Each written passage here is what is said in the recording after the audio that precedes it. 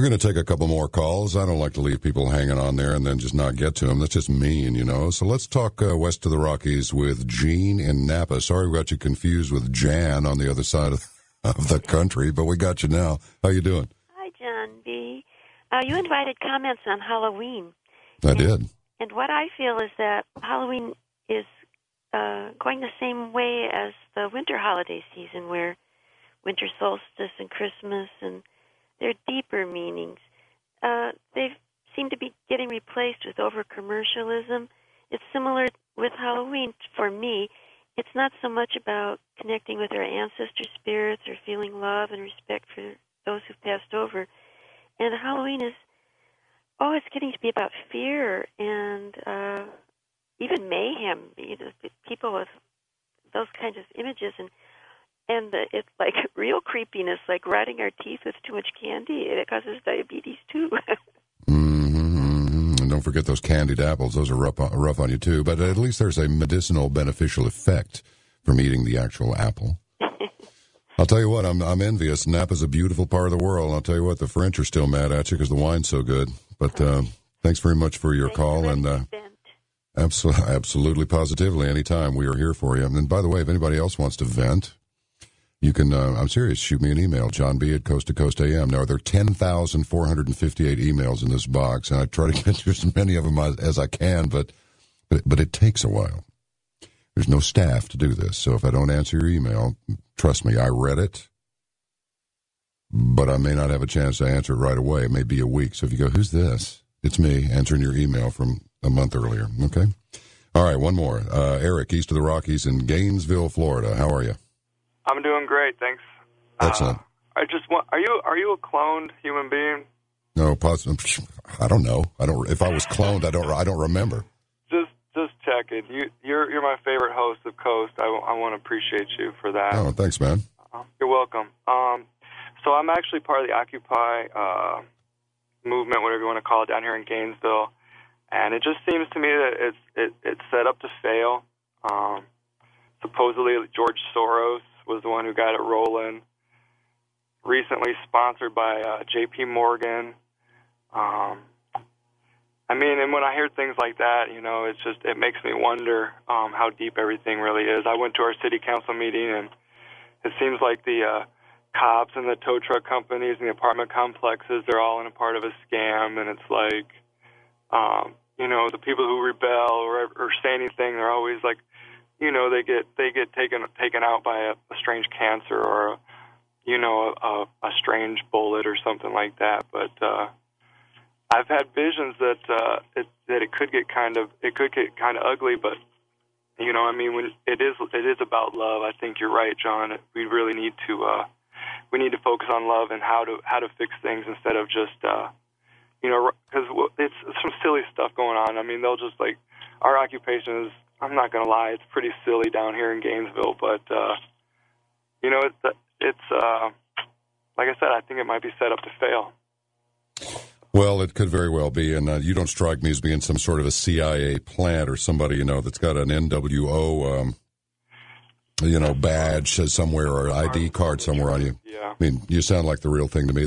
That's the whole thing. And somebody a while ago sent me an email that said, "Hey, man, stay way off of that Wall Street thing. It's a touchy subject." I know it is. What I'm trying to say is, let's get this done the right way. Because if you give them an excuse through violence of saying, "See, it was just a bunch of freaks that were flipping out. They're just anarchists," it's going to be pretty hard to undo the financial setup that came into being in 1913. It's going to take a minute. It's going to take more than a few people acting like hippies out of the 60s. The 60s were over 40 years ago. True. So, you know, all right, not over, but, you know, 40 years ago. So let's stay focused and let's keep the substance there rather than just, you know, we don't want to get... You're right on.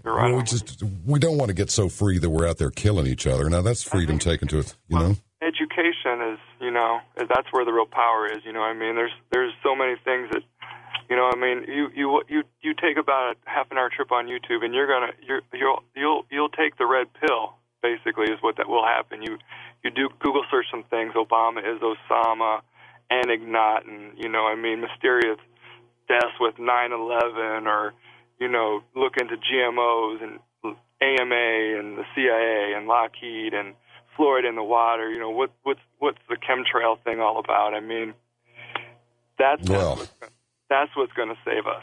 When people I think you're right. When people really wake up to what's really going on.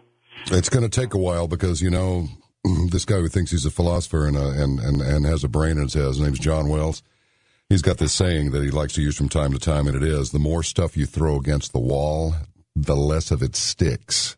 So let's just make sure and separate the wheat from the chaff. And I thank you very much for your call.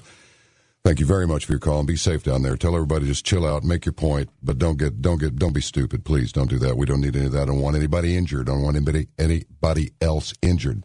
There's no need for that. None whatsoever. We'll make our point. It may take a while. It's not going to happen in a weekend or a month.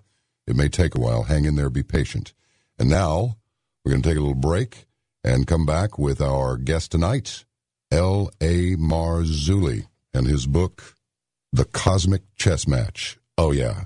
This is going to be a good one. Stand by. This is Coast to Coast AM.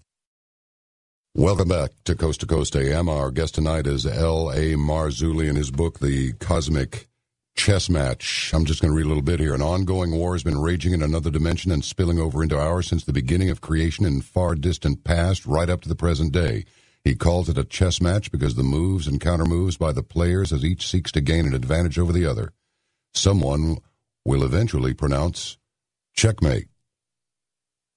Mr. Marzulli, how are you tonight? I'm great, John. Thanks for having me here. Pleasure to be here. Well, it goes both ways. Take us anywhere that you want to go. This is an amazing book, and there's no way for me to synopsize it for everyone, so I'm going to let you do that and just start wherever you'd like to start and tell us what's going on anyway. It looks like the world's gone nuts, and everybody knows something's wrong, and because we're so connected with the internet and the text, sure. Everybody knows something's wrong. What's wrong? Well, basically, ancient prophetic texts will tell us that there's a period of time known as the birth pangs, and it's very specific. The prophecy calls out there'll be wars and rumors of wars, earthquakes, famines, pestilence, earthquakes in diverse places, famines, pestilence, and troublesome times. Here's the deal: when that prophecy was penned 2,000 years ago, and this is what should make some of our listeners here the hair stand up on the back of their neck, because 2,000 years ago, there's no way to track any of this stuff, John. If you had an earthquake in Japan, like the one we had this year, 9.0, which, the whole Fukushima thing, which we all know about, and you lived in England, you wouldn't know about that maybe for 6-8 months, maybe even a year, 300 years ago. If then. Because news traveled extremely slowly, basically by word of mouth. Today, as you pointed out with the internet, and we're all wired up, news travels literally at the speed of live. So the prophecies that were written 2,000 years ago, how in the world could you track earthquakes in diverse places until the modern era? We're here. And what I see from my vantage point is that these prophecies are being fulfilled like gangbusters.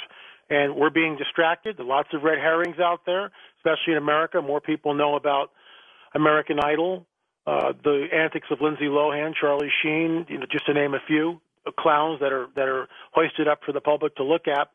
Meanwhile, real prophecy is actually being fulfilled. It's lining up right in front of us. Do you feel that there is you must feel that there's a deliberate, let me just phrase it as a question. I'm not going to presume.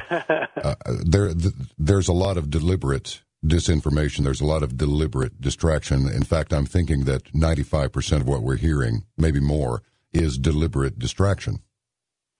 Well, let me just give you a cogent example on this.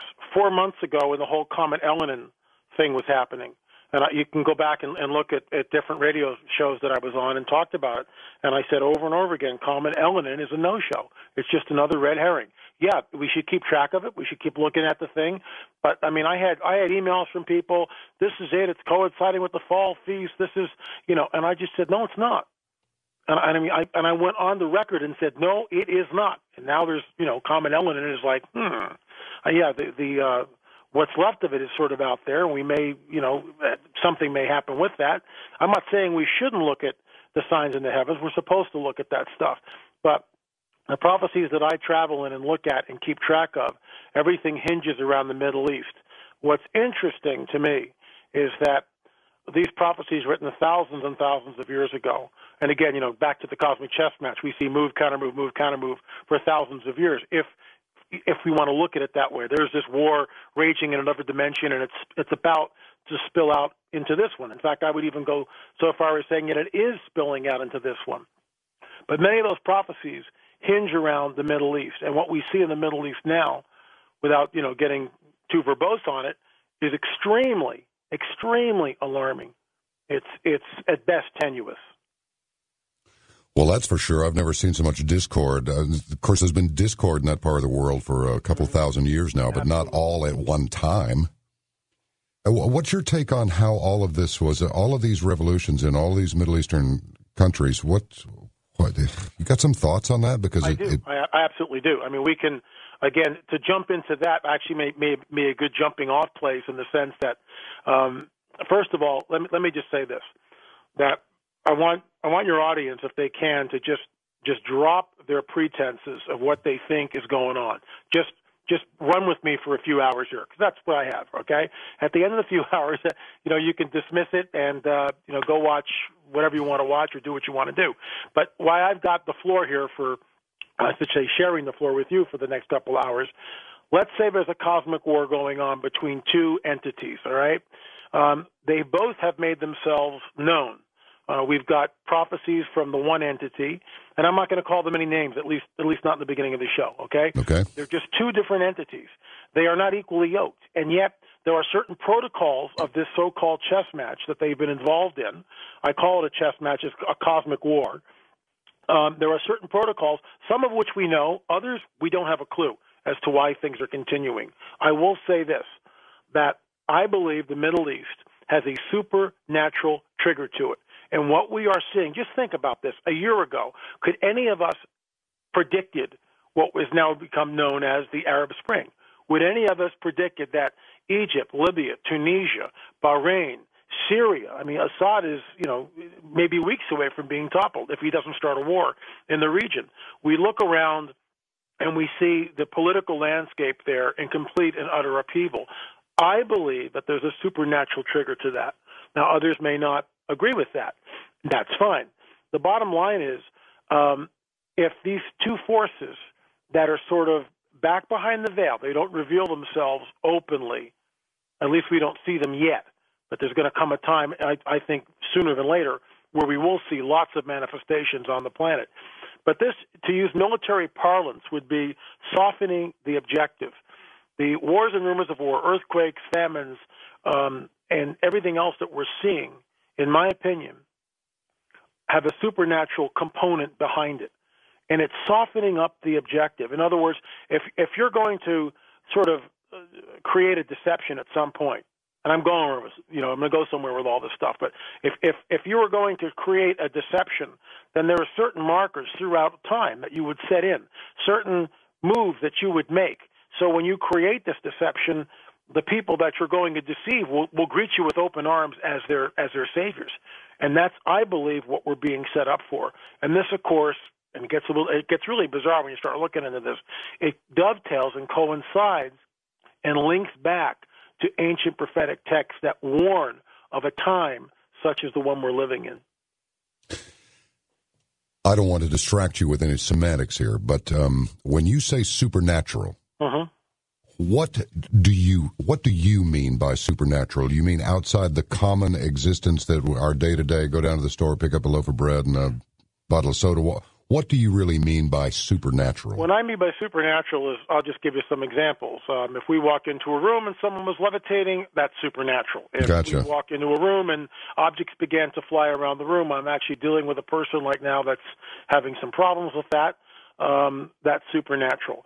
If your 9-year-old goes to bed and in the morning he wakes up and he says, I've been abducted by aliens, and, you just kind of pat him on the head and you go, but no, Mom, they had me on a table, they put something in my back, and you lift up the kid's shirt, and there's an implant there, and a week later there's like a welt and then from there the kid's hair falls out, and all classic signs of abduction. You're not in Kansas anymore, and why different researchers will have different for instance, Jacques Vallée would call that an interdimensional reality, messengers of deception, and that's where I'm coming from with that paradigm. Others will say these are, good aliens from the Pleiades or wherever they're from. I respectfully disagree with that position. So supernatural to me, without getting real long-winded here, which I can get verbose real quick, but is anything that we look that's outside the realm of physics. I'll just tantalize you with one other thing. When we look at the Shroud of Turin, which opens up a whole can of worms here, that to me is I call it the calling card of God.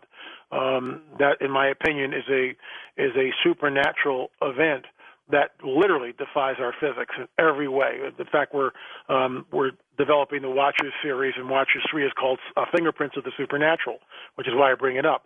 And we did a section where we interviewed Dame Isabel Pixek, who's a particle physicist and also a world-renowned muralist. So she brings a very unique perspective when examining the Shroud of Turin. And my friend and co-producer Richard Shaw and I interviewed Dame Pixek, and it was just a fascinating interview. And she speaks very slowly and very methodically, but she talks about how the body was more or less levitated in the tomb. That it was a point of singularity, reverse Big Bang. The physics that happened in that tomb 2,000 years ago is beyond anything that we know. And then we also interviewed Barry Schwartz, who was the Shroud of Turin Research Project photographer. Out of 120 hours that they viewed the shroud, Schwartz was there for 100 hours plus. So he photographed everything. And, asked him point blank, is it a painting? He just laughs and says, absolutely not. It's not a painting. How was the image put there? No one really knows. It's only speculation. So those are all fingerprints of the supernatural.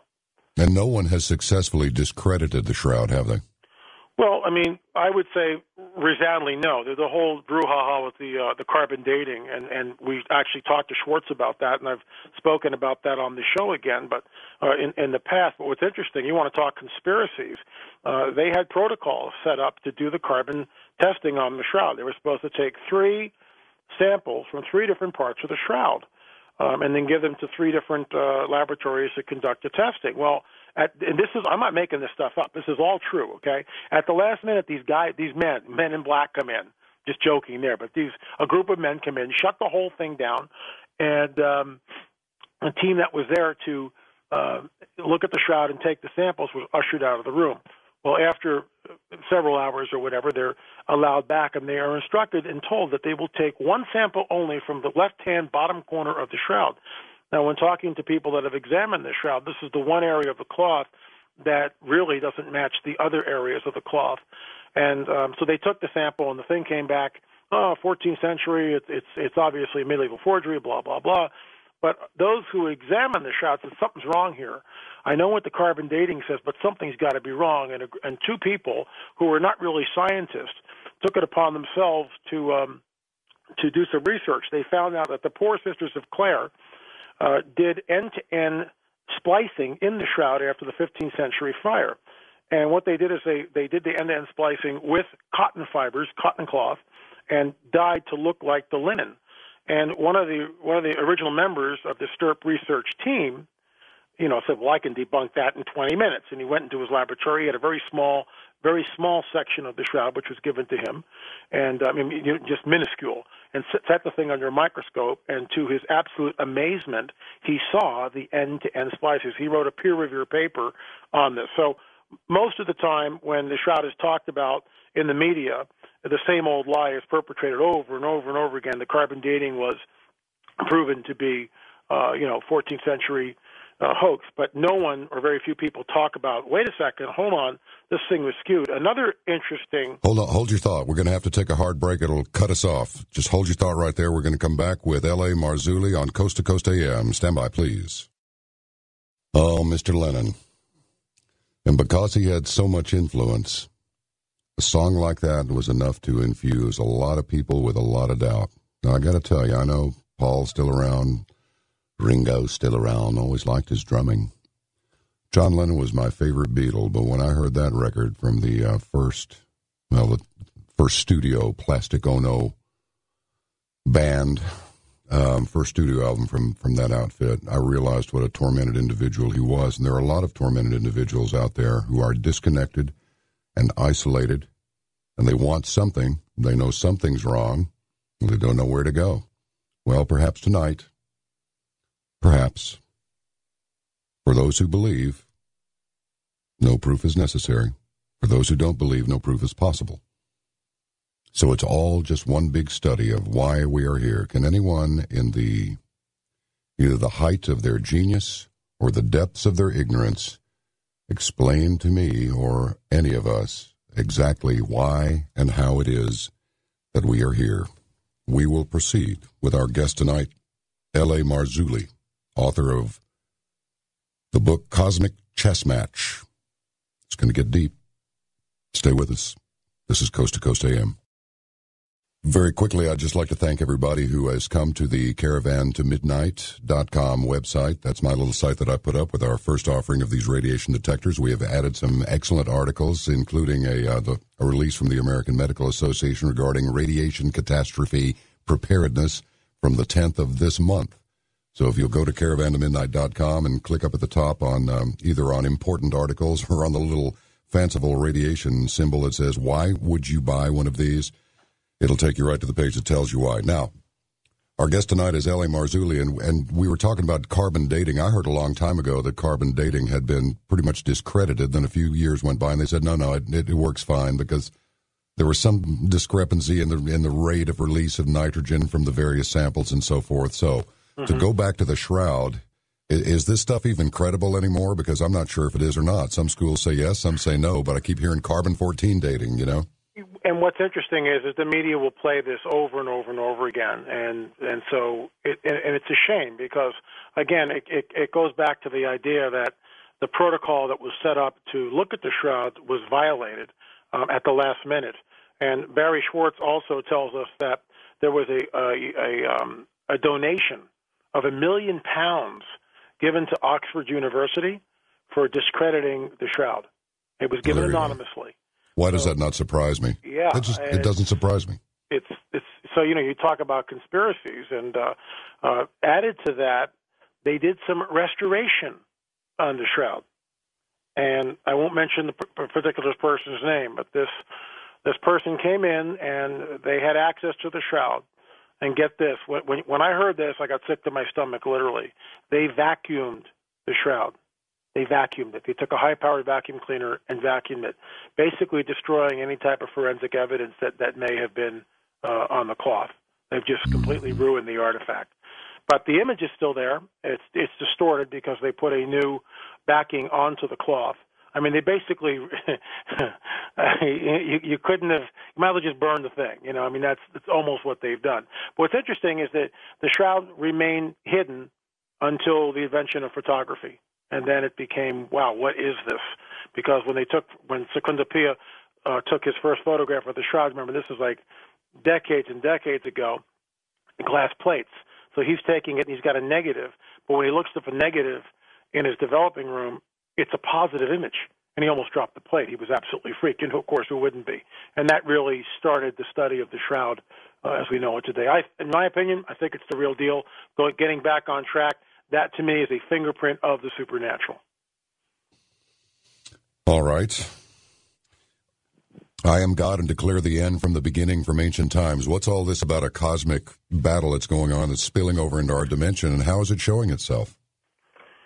Okay, there's two forces, like we kind of hinted at in the first segment here. There are two forces, and they've been battling literally for millennia. The entire cosmos, seen and unseen, is the playing field here. Unfortunately, we are basically pawns in this chess match, but we have from prophecy, and it's really funny. I got a few emails today because people, look at your marquee and realize I'm coming on, and with all due respect, they talk about Zechariah Sitchin and others of his ilk and the Anunnaki and all that, and it's great mythos, and the mythos, and I will use that word at least for the time being, of the prophetic text that I look at. People say, well, why should we believe your prophetic text or your text over, let's say, what we have in the Sumerian tablets? And I say because we've got a thread of prophecy that goes back 4,000 years with great specificity by different authors and no collusion between any of these guys, and they are pointing out things, events, with great specificity that we're seeing unfold right before us. There's no other book on this planet that I'm aware of that does that, including Nostradamus and the Mayans and Edgar Cayce and everybody else, not with 100% accuracy. And I get into that in the Cosmic Chess Match. Why is it that some of these guys get some things right? And that gets into the different dimensions, interdimensional realities, the second heaven, as I prefer to call it, the third heaven, and, of course, Earth is the first heaven.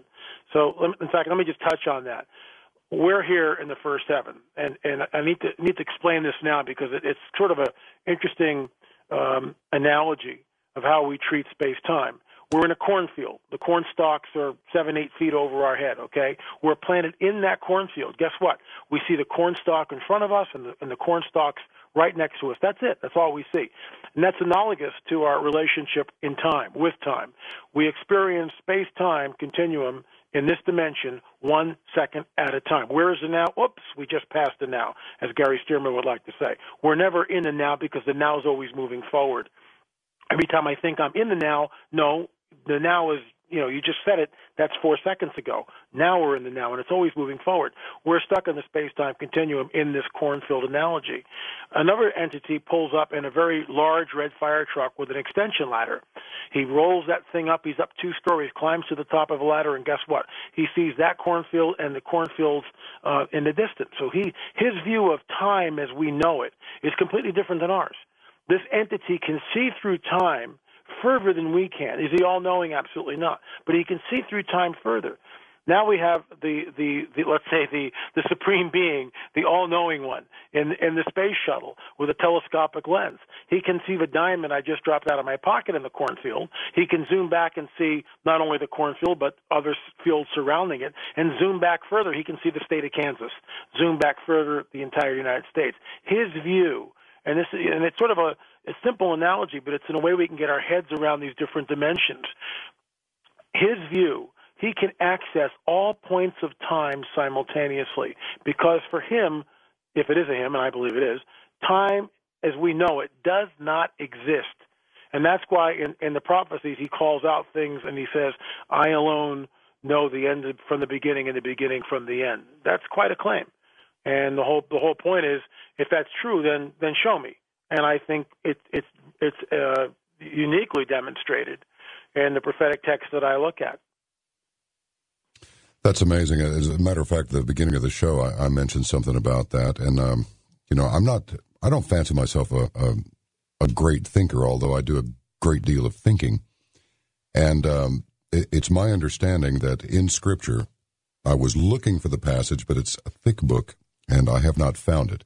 But time is something that's given to us so we can keep up with where we are in this realm.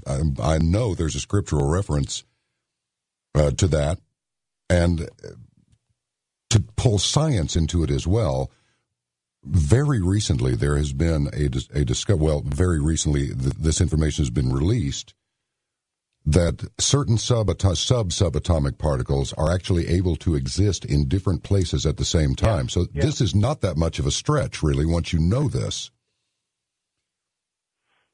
And that it's absolutely fascinating. And what we find out is that if an observer is there, the particle will react. If the observer is not there, the particle won't react. I mean, it's just bizarre type of stuff that, in quantum physics. And I'm not a quantum physicist, and I don't pretend to understand that I don't.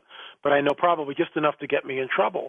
But, I mean, reality as we know it, we interviewed Dr. Chuck Missler, and he came up with a wonderful, he believes, or maybe not believes, maybe too strong of a word. He postulates that we are in a giant hologram, that reality, this whole reality as we know it, is nothing more than some sort of a hologram that we're in. This whole universe could be some sort of like a holographic existence. And we see, again, you mentioned Scripture. We see stories of good entities popping in and out of this dimension. And I talk about that, in everything I write, that we are dealing with supernatural beings. And isn't it interesting that when these supernatural beings manifest, both the good guys and the bad guys, they have the same properties. And we see that, people who encounter them have exactly, the good guys and the bad guys have the same reaction. They usually do a face plant.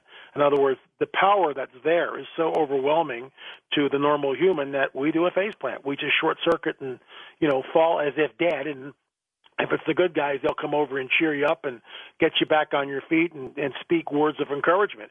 If they're the bad guys, they don't do that. They thrive off the fear. You know, and it's interesting because when we say supernatural, I'm glad you gave your definition of that, because supernatural is a couple of notches up from not normal. Mm-hmm. But it's only supernatural if we don't understand it. I mean, let's take the Bible, for example. It's like, this is the account of what happened from Adam forward. It doesn't suggest in there that there was nothing before that, or that there weren't. You know what I mean? There's been a lot of rising and falling, and right there it says in Isaiah 46:10, I am God and declare the end from the beginning, from ancient times. That's really quite a statement. I mean, I challenge anybody to come up with anything as original or as absolutely deep. And when people say, well, you know, you get into all this religion stuff, and it's like you've abandoned science. Science doesn't invent anything. Science discovers things. And as Richard Feynman said, science is the belief in the ignorance of experts. He's great. So he really is. Just keep it rolling. L.A., just keep it rolling. Take us anywhere you want to go. I'd rather hear you talk than hear me talk. Well, I'm sure the audience would agree. I loved your explanation, John. That was well put out. It's interesting that these, and I'll just sort of tip my hand early here. I believe the Most High God, El Elyon, is the Hebrew word, and we've got all this. You mentioned Scripture. We've got tons of Scripture. I want to make something really clear. There are some of your listeners out there. The moment I say Scripture, they get the eyeball roll, and they start reaching for the dial. Right. And I'm not going there. I'm not talking church or what you think it is. I'm talking the supernatural. There's a cosmic war that's happening.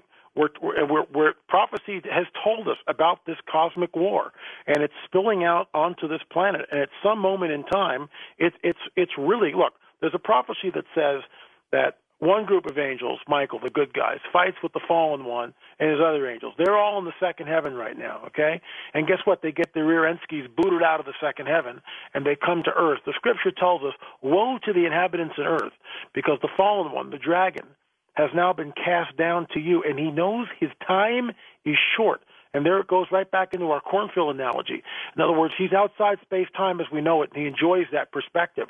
Well, when he's booted out of the second heaven and he shows up here, he doesn't enjoy that anymore. He doesn't enjoy the perspective that he once held. And, it's like people go, well, why is this happening? Well, it's look, it's another analogy.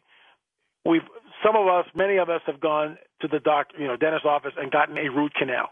We don't walk around remembering the root canal. We don't wake up, a week later going, wow, what a great root canal. We don't think about that. We get over it a couple of days later, a week later, it's gone. You don't think about the root canal. Well, human existence, this passion play, this cosmic war, has a beginning and an end, and we are actually moving towards the end of the war. We're told how it's going to end. We're told the principal players at the end. All this is prophetic. It's like right there, hiding in plain sight. All we need to do is pick it up and read it, and it tells us exactly what's going on. And what's interesting is many of the nations of those ancient prophetic texts that tell us and warn us of these battles in sort of the last days, we see these alliances happening on the 6 o'clock news. I mean, it's like screaming at us for those of us who have eyes to see and that want to see. So this war, it's like a giant root canal in the sense that, you sit there and you go, well, look at the untold misery on this planet for thousands of years. I get that, and I have no easy answer for that. I only know that at some point in time, if we are then translated into eternity, where time and space doesn't exist anymore, then our perspective will be sort of like a root canal. We'll remember it and go, well, but I'm outside of space-time now. I've got, eternity in front of me. So we're not going to be dwelling on, the nonsense that's happening on the planet. And when I say nonsense, I mean there's some horrific things happening on this globe. I mean, all of us know that the tension, it's just between the nations, between people, between tribes. It's crazy what's going on, and it's only going to get worse, unfortunately, in my opinion. Listen, there are a lot of really good emails coming in, and anybody who would like to a question for L A Marzulli is welcome to send an email to John B. at coasttocoastam.com. That's JOHN, as in Bravo. I prefer Bravo to boy. Thank you very much, at coasttocoastam.com. It seems to me like it's all the same. I've said this many times, and I'll continue to say it because I mean it. It's the same goo coming out of all of the news channels. That's one of the reasons that I really love this program, because, I mean, it's, and once you remove any spirituality, let's just call it that. Let's not call it Christianity. Let's just call it spirituality. Once you remove that from people's minds completely, how much easier do they become to control? That's a great question. There's a whole chapter I do on Darwinism in the Cosmic Chess Match, and the reason why I do that, in order to create a new paradigm in human beings, you first must do away with the paradigm that they believe in, the worldview in which they embrace. In order to do that, you've got to break it down somewhere. Well, Darwinism is a theory, and one of my favorite shots is the movie Expelled. If your listeners have not seen Expelled, Google it on YouTube. You can see it. And Ben Stein sits down with, I believe, one of the world's foremost evolutionists, Richard Dawkins, and poses the question, Rich, where did life begin? You know, and look, if we're intellectually honest, I don't know either, okay? But neither does Dawkins. No one knows.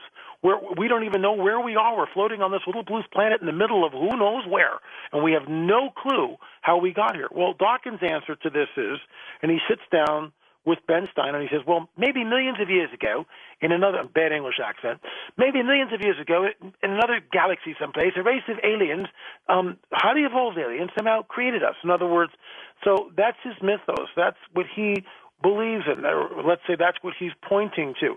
So it's really, if we look at it, he's completely intellectually bankrupt. He has no clue where life began. He can only offer a myth, a scenario of what he thinks. Well, it's intellectual fascism for him to take God or creation ex nihilo, from nothing, out of the equation.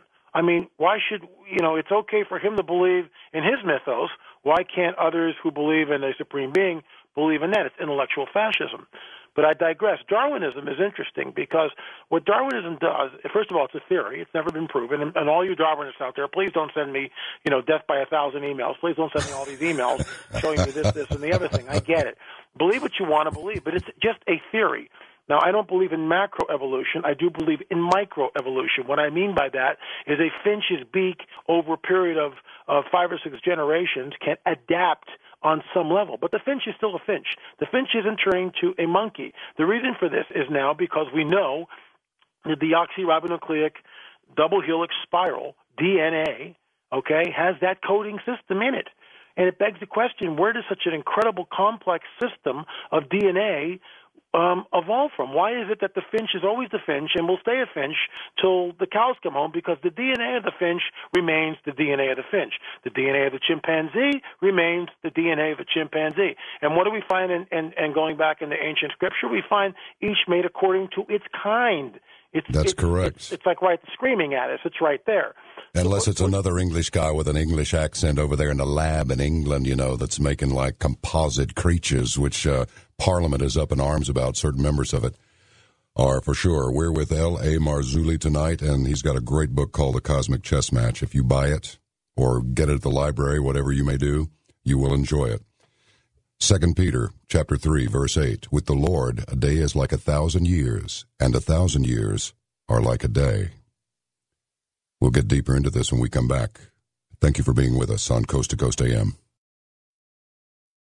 Well, you know what I love about this? Now, this is just slightly, I'm not going to say sadistic and not nasty, but maybe just a little bit naughty. But I'll tell you what, L.A., talking with you tonight is, it's tweaking up a few people out there. I think, and it's like one guy said, if I wanted to hear this, I'd go to church. Way too much God and not enough of the other stuff that traditionally the show has been founded on, which is, what art created. But, well, it's that was then and this is now. And it somehow I'm delighted because the sides seem so completely delineated. You know, you've got, and by the way, somebody corrected our English, yours and mine. I got the same email. Did you get the part about interesting? Yes, interesting. All right. From now on, we shall say very interesting. We'll use our Oxonian accents to make ourselves seem more credible. Now, what's all this about 2012? Everybody's all jacked up about 2012, and you observe, 12, 21, 12, that adds up. If you add all the numbers together, you get 9, which is the number of God. So is that just coincidence, or is there something to this? Let's get into some stuff here. Before I jump into 2012, just let me finish a little Darwinism thing. Basically, what Darwinism does is it chips away at anything supernatural. So now here in the West, and for the people that think that we're in church, just give me a little bit of time. I'm not talking church, okay? I'm talking real supernatural war stuff that's happening, and it's happening right in front of your faces. Most people don't understand what's going on. Darwinism is a plant because in order to change and create a new paradigm, you first must remove the old paradigm. Darwinism has done that. It's taught in our schools from junior high on up as fact, and it is just a theory. What that does is it chips away at the foundation of Western civilization. Like it or not, it is Judeo-Christian thought. We enjoy the freedoms in this country because our Declaration of Independence tells us that we have certain inalienable rights. And all men are created equal. Have we lived up to that? Of course not. But it's still there in ink, and it's bold, and it's screaming at us. So where does it come from? It comes from Judeo-Christian worldview. Other countries don't have that springboard to get to democracy, going back to the Middle East, which is why in the Middle East they will not be democracy. They have no springboard. And for the people that think that we're talking church here, let me say this, because you can tell it gets my hackles up here. All over this planet, the supernatural events have colored the body politic everywhere, and different supernatural events have shaped the body politic in India, in Iran, which believes in Sharia law, in India, which believes in reincarnation, and of course in the West, which believes in Judeo-Christian thought. But they're all based on supernatural events, and that begs the question. If supernatural events happened before, will they happen again? And the answer to that is yes. I'm not talking church here. I'm talking about entities from other dimensions coming into this, talking about the coming great deception. Darwinism, and this is what's amazing, when Ben Stein sits down with our boy Richard Dawkins and asks the question, Dawkins is intellectually bankrupt, not morally, intellectually bankrupt. He has no answer other than to say, well, maybe millions of years ago in some other galaxy, a race of aliens somehow genetically created us. What? He doesn't know. He doesn't know. And that's the whole point. But what it does, he's already on board with what I call the coming great deception. Now, from there, we move to the Mayan calendar. All we hear is 2012, 2012, 2012. I've done a bunch of research on Quetzalcoatl. Depending on who you believe, or which book you're reading, one person will say, well, it might have been one of the apostles. Another person says it could have been Jesus. Somebody else says, no, it's some bearded white god or whatever, and on it goes. The bottom line is this: we don't know who this being was. But we know that when he shows up, this whole system springs into place. We've got books from antiquity, found them at Dead Sea Scrolls, one of them specifically known as the Book of Enoch, which tells us, and I'm not talking church here, folks, tells us that fallen angels showed up on Mount Hermon thousands and thousands of years ago. Well, the question is, if they showed up once, is there any protocol saying if they can't show up again? And right away, we're back into this cosmic chess match, this war. Where does a culture like the Maya somehow able to construct pyramids during the summer solstice, then it appears like an undulating serpent is coming down the side of the pyramid? Why the pyramid? See, I was on the Ancient Alien show, History's Ancient Alien, Season 1, Season 2. And they asked me for Season 3, but I wouldn't go back because I gave them 5 hours of yak, and I was edited down to about 3 minutes because my paradigm is different than the paradigm that they're promulgating on Ancient Aliens, which is fine. It's their show. From that came our Watchers series, which, Watchers 1, UFOs are real burgeoning, not going away, plug, shameless plug, and Watchers 2. We're working on Watchers 3. But the whole purpose of that is to get this other paradigm, this other worldview out to people to make up their own minds. What if it's fallen angels that are coming down into the Maya? And what most people never talk about is that the Maya engaged in human sacrifice. 70,000 people were ritualistically slaughtered. Why? And what people don't understand, this goes back into ancient Babylonian system, which is put in place thousands of years ago. The whole idea of human sacrifice, which ties us back into Halloween, or Samhain is what the name really is. And the whole idea of bonfires, which are really bone fires, where they would take the bones of the sacrifice of humans or animals and create a bone fire and set these things ablaze when? On Hallows Eve, or Samhain is what it's really called.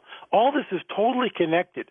It is completely connected, and it bears the fingerprints not only of the supernatural, it bears the fingerprints of a very evil entity, which up till this point in time has not shown himself, overtly. There's going to come a time when he'll be cast down, and we'll see, all bets are off. But getting back to the Maya, why human sacrifice? Why 70,000? Where is this information coming from? Just like Nostradamus, Edgar Cayce, the Mayan calendar, unless we know, unless we can and verify the source of the information, there's no way to trust it. And I'll say it again. There's no way to trust it. 2012 is a self-fulfilling prophetic staged event, in my opinion. It is a no-show. It's just like Common Element. It's a red herring. All it's done is obfuscate real prophecy, in my opinion, which has been set in place, which is screaming at us from the Middle East. It's right there. All you got to do is open the book and read it and look at what's happening in the Middle East, and it's screaming at us. The Mayan prophecy of 2012 comes from, this goes back to our cornfield analogy, comes from what I consider the second heaven. Who dwells in the second heaven? The fallen one dwells in the second heaven. And so the information from there, some of it may be right, because deception, you just don't, trick a person, right? You lead them along slowly. And it's the same thing that happened to the Mayans that happened way back in antiquity, as we read in the Book of Enoch, which of course is found in the Dead Sea Scrolls. But we read the Book of Enoch that these fallen beings, these entities, came and they traded knowledge for access to the population. And the knowledge was metallurgy, literally how to destroy the embryo in the womb, different use of herbs, weapon making. And what do we see with the Mayans? They have this whole ceremonial system somehow arises from where? And so why should I believe in the Mayan calendar or anything else from them when they have 70,000 human sacrifices chalked up to them, and that is ritualistic? And this is Halloween, right? So I can talk about this stuff, but this is ritualistic, satanic blood sacrifice. That's what it is. That's what it is. And the same thing, unfortunately, is going on in the covens, not only in America but in other places, on this night. The same exact bloodletting and sacrifice, human or otherwise, is taking place in different places. So when I talk about cosmic chess match, folks, and you think I'm talking about church, it's not what I'm talking about. I'm talking about people who are in league with the forces of darkness, as I would call them. All this are operating as I speak. I'm in complete agreement with you, and this is the thing that's really strange. We got a little floating break coming up, don't we, L.A.? Mm-hmm. Not Mr. Marzulli, but L.A. Control. Sorry, I should have put the control at the end of it. Here's the thing: people will look at this stuff. They watch horror movies. Right. They really like that stuff, and then you flip over to the History Channel, and you go from your horror movie, your favorite little slasher movie. You go to a History Channel thing where they've gone into a Mayan tomb, and there they have the skeletal remains of a female. Mm-hmm. She's all splayed out there, and they have figured out through the course of their investigation that her intestines were removed and then brought up there to the altar area, mm-hmm. the sacrificial area. And now it's one thing if you're watching something that you know is fantasy. It's quite another thing. So in other words, you go to the slasher movie and you go, oh, wow, that's really scary. And then you go over to the History Channel and you go, ooh, that's absolutely, completely disgusting. So this is the old John Wells fire the shotgun out the back door thing. It just hit all kinds of stuff. But going back to what you said about, look, I'm not talking church people. Mm-hmm. No, you're not. But the thing that I believe is producing some of the what I'll just lump into the category of negative responses, I think it's fear. Because everybody knows something is wrong, and that wrong is getting bigger and stronger with every passing day, and I want to get into it some more with you. I want you to take us absolutely anywhere you want to go. It's just you and me and about 16 million of our closest friends. Okay? This is Coast to Coast AM, and we shall return with L A Marzulli.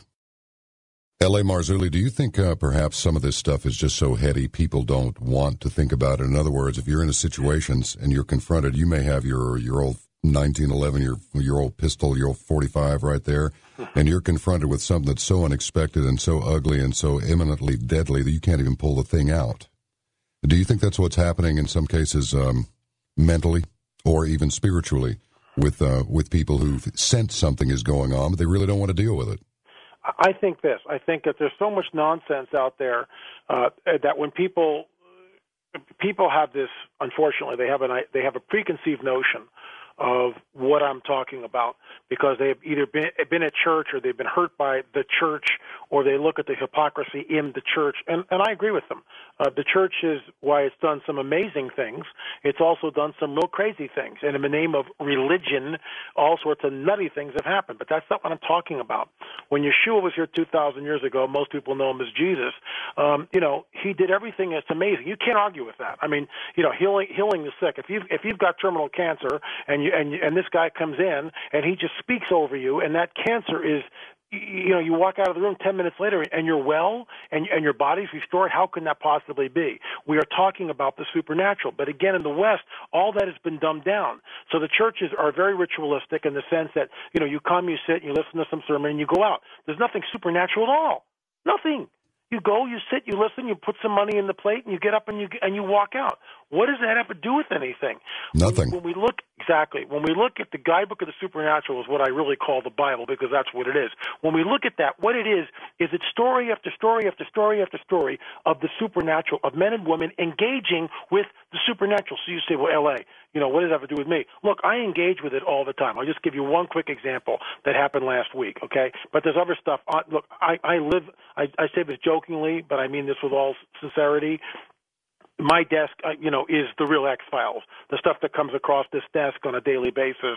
I mean, you can't make this stuff up and write it. But I was up at a conference, and I was speaking at this conference, and there was a person at the end of the conference asking me about SRA. Well, SRA is satanic ritual abuse, and since we're talking about Samhain, or Halloween as it's commonly known, satanic ritual abuse is done in the covens throughout the United States and other places.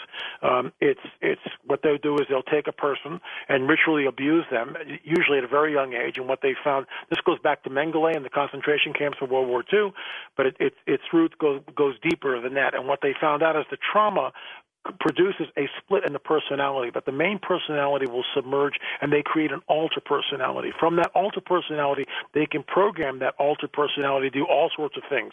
Now, this is part of the cosmic chess match. This is the other side doing what they're doing. I'll just give you one example.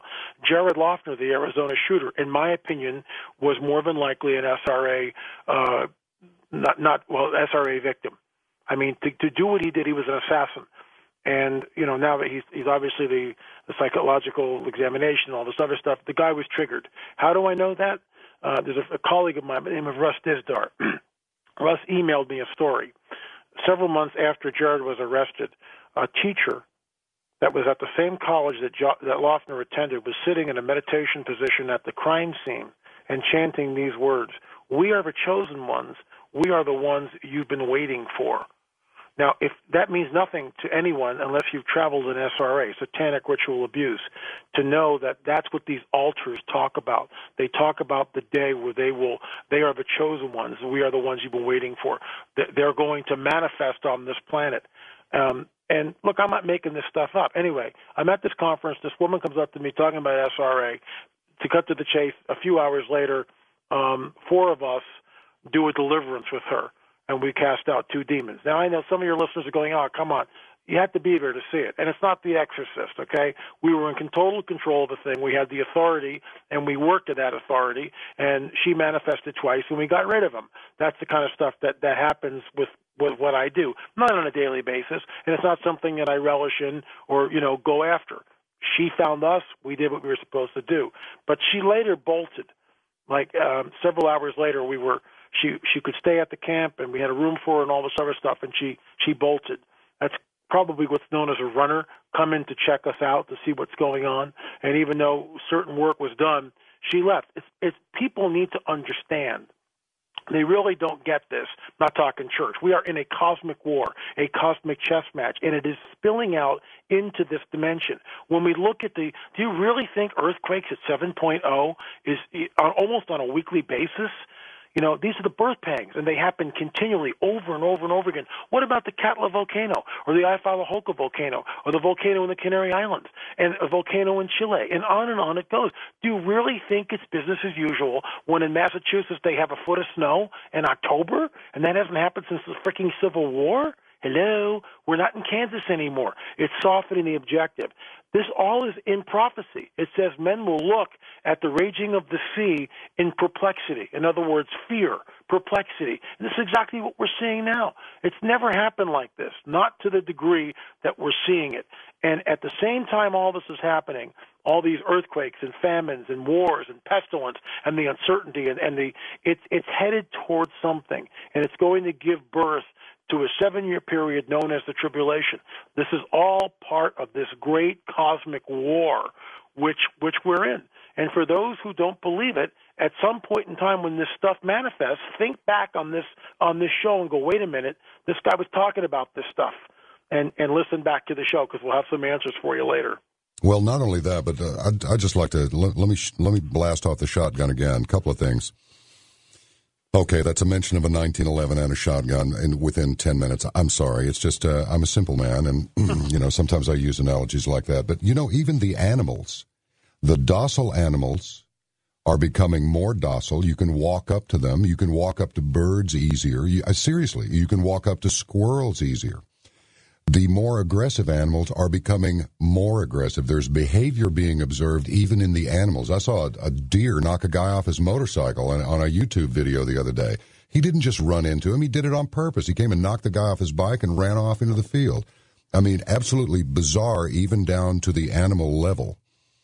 And it is undeniable that every creature that roams this earth, well, with the exception of the fish, I don't know what they think about, but they're feeling something, and I'm stuck. I've got three. That's the problem with going ADD, is you get three things going at the same time. It really is. This thing about church.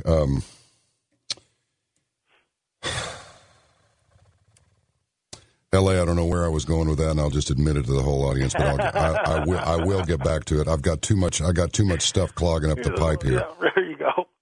Well, look, here's the thing. Anything can be perverted. This has absolutely nothing to do with church itself. No, I agree.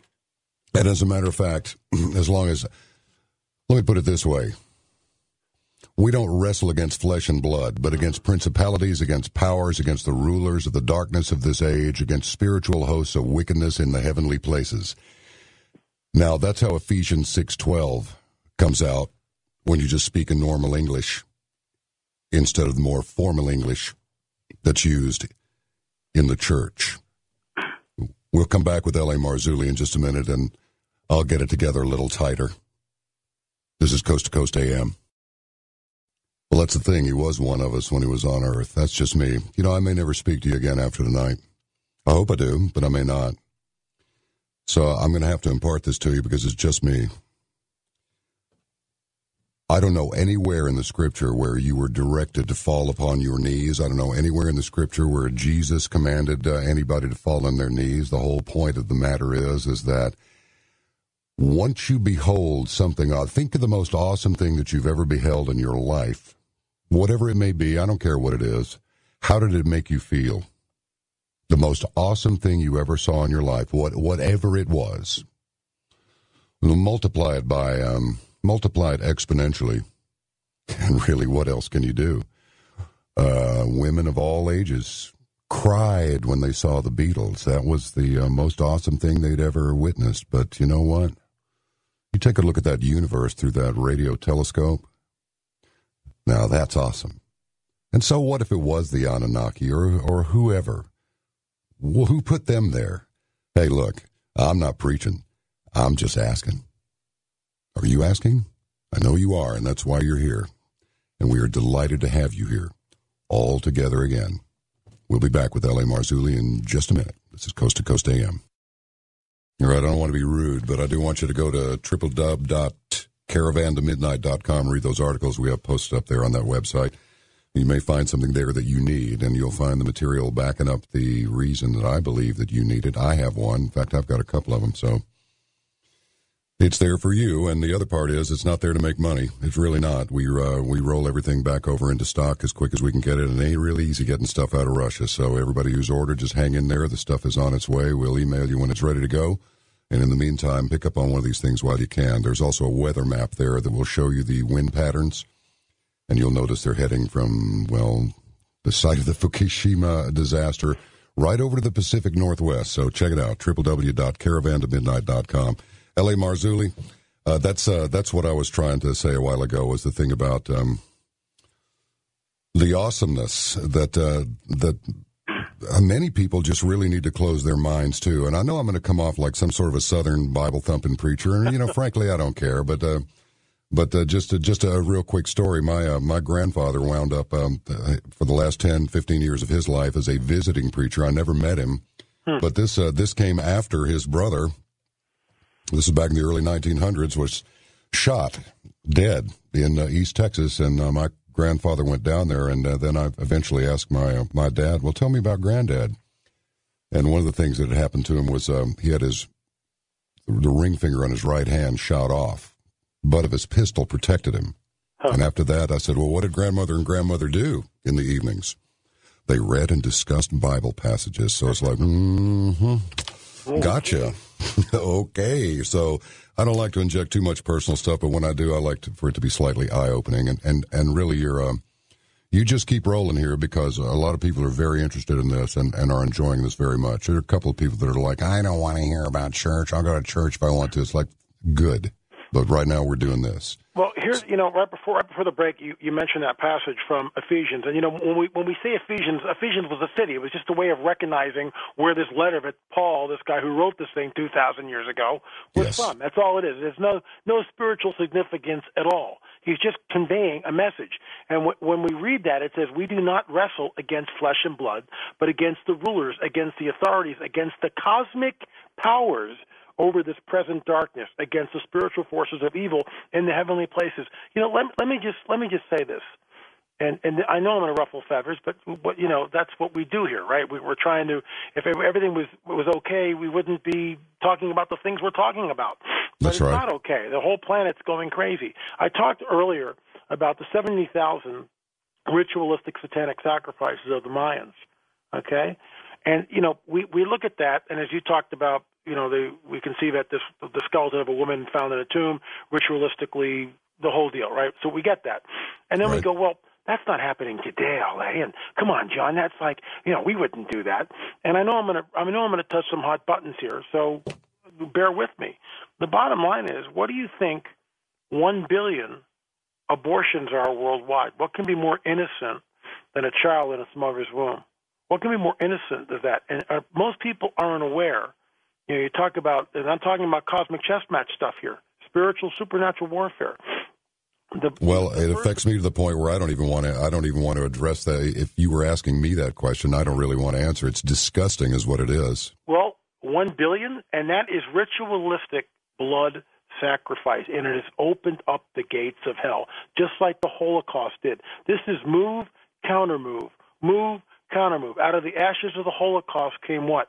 The birth of a nation Israel, which fulfilled the prophecies written 2,600 years ago, 2,600 years ago. That prophecy was written, and out of the ashes of the Holocaust. I mean, it begs the question. Just think about this. If Hitler had won the war, there would be no Jew left on this planet.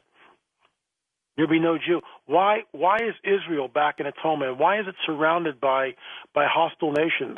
Why is it when Egypt overthrows Mubarak, why are they chanting to Jerusalem would go martyrs in the millions? There will be no democracy in Egypt. There'll be Sharia law, just like there will be in Libya and every place else, because there's no springboard to democracy. All this, in my opinion, is part of this cosmic chess match, and it figures into prophecy. It's interesting.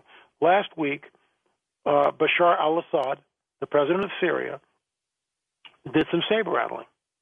Now, if you know what the prophecy is, when Assad mouthed off like this, it makes the hair on the back of your neck go up. If you don't know the prophecy, it won't.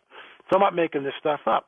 But Assad says, if we're attacked in any way, we will rain rockets down on Tel Aviv. Israel promptly responded, you rain rockets on Tel Aviv, we'll go after Damascus. Well, if you know the prophecy written over 2,000 years ago that tells us in the latter days Damascus will be destroyed.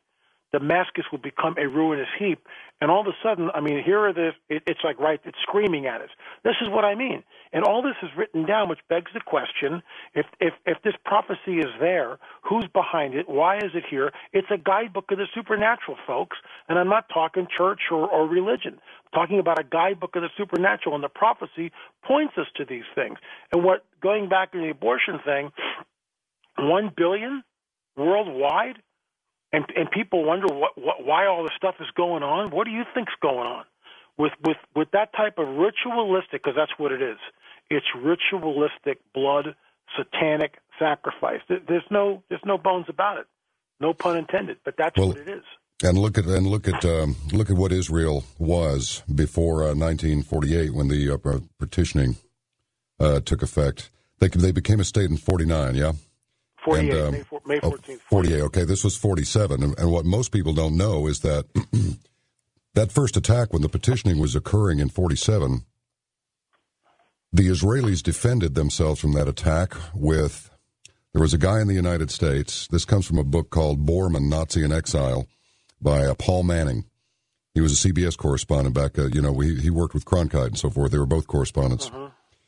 And they actually defended themselves with Messerschmitt 109 fighters that were brokered from ex-Waffen SS men in Belgium.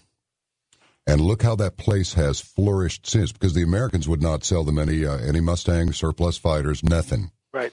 So they bought them from the ex-Waffen SS guys in Belgium, and they turned that first attack around.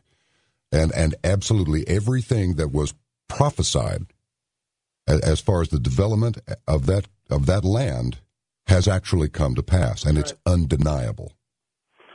It's very serendipitous that you should bring that story up. Several weeks ago, I was at a synagogue, and again, I'm not Jewish, but I was at a synagogue because a man by the name of Dan Gordon was speaking there, and Gordon holds first of all, he's written scripts for movies and had them produced, but he also holds a very unique perspective because he holds dual citizenship, Israeli and United States citizenship. He's also a captain in the Israeli Reserves.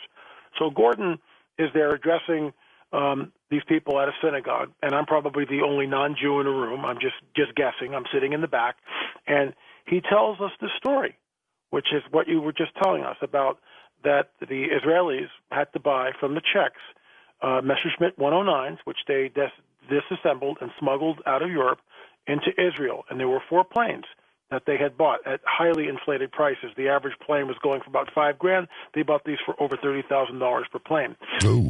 And there was a column of 10,000 Egyptians, which were 2 hours away from Tel Aviv. A column of 10,000 Egyptians, 2 hours away from Tel Aviv. And these boys get the word, you got to go up and try to do something, help us here. These planes had never flown. They got them out of the hangar. There were no avionics. There was no radar, nothing. And these 4 planes went out into the desert looking for this column of Egyptians, which they strafed and dropped the few bombs that they have. Well, the Egyptians figured this is just a scouting mission. The real Israeli Air Force will be coming soon. So they turn tail and they run. The title of the war changes. But what blew me away, and this is what's serendipitous about your story, then Dan Gordon introduced the sole remaining fighter pilot from that mission, and the room erupted. And the man stood up and the room erupted. I mean, it was just unbelievable. The guy's like in his 80s now, and his entire family was wiped out in Auschwitz. Heavy stuff. Can you imagine? And getting back to the cosmic chess match, this is a move.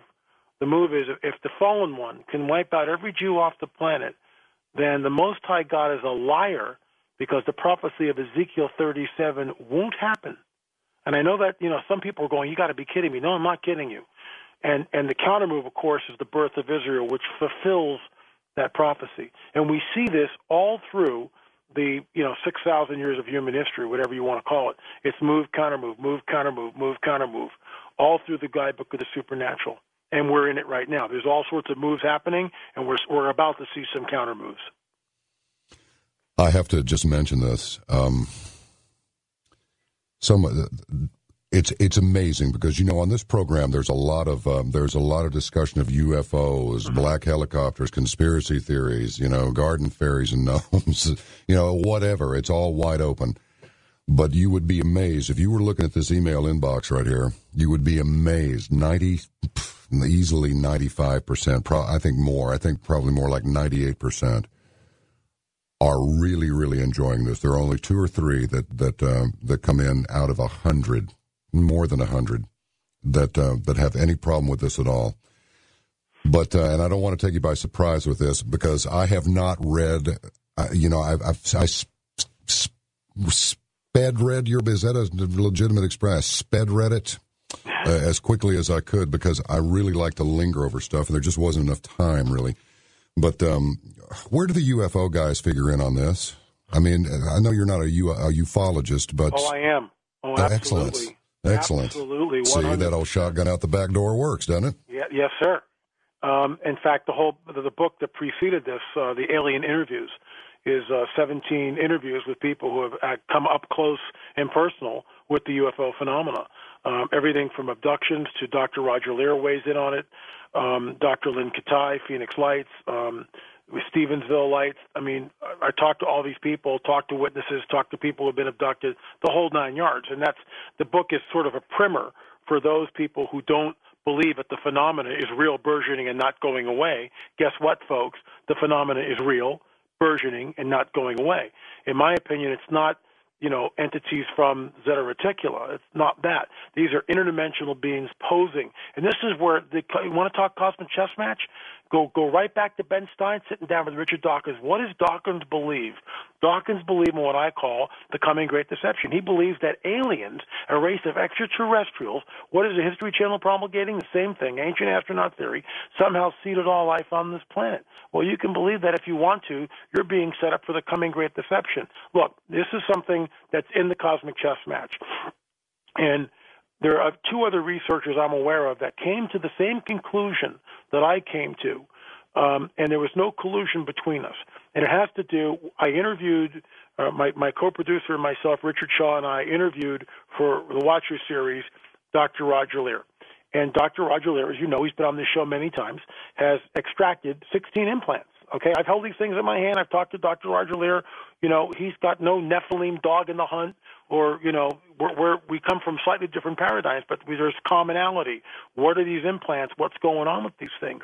He, like I believe, that these things are not tracking devices. They are somehow changing the DNA. Okay, so with that in mind, I said, wow, that's like really interesting, and I got to thinking, and I went back to prophecy.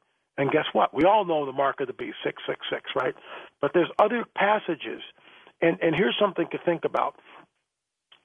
Oftentimes with prophetic literature, there are 3, it's almost like a puzzle. There are overlapping prophecies which no one sees fit to overlap them at the time, a priori, before the event happens. Only after the event happens do we go, oh my gosh, there were all these other prophecies. With that in mind, we know that it will be like the days of Noah when the Son of Man returns. It begs the question, what differentiates the days of Noah? There's several things. The Nephilim were here. What are the Nephilim? The byproduct, in my opinion, of fallen angels, okay, having sex with the women and creating this hybrid called the Nephilim. But there's another dynamic. The no fallen angels are back. Okay, get that. But there's another dynamic, and that dynamic is length of life was 5, 6, 7, 800 years before people died. Is that just mythos? It's not. It's true. We found recently, we know that there's a gene that causes aging. Reverse that gene and people might not die. But then we go to the book of Revelation, all right, that very enigmatic book in the guidebook of the supernatural. And it tells us this criteria. Anyone who takes the mark will immediately be judged. There's no second chances, which seems really harsh.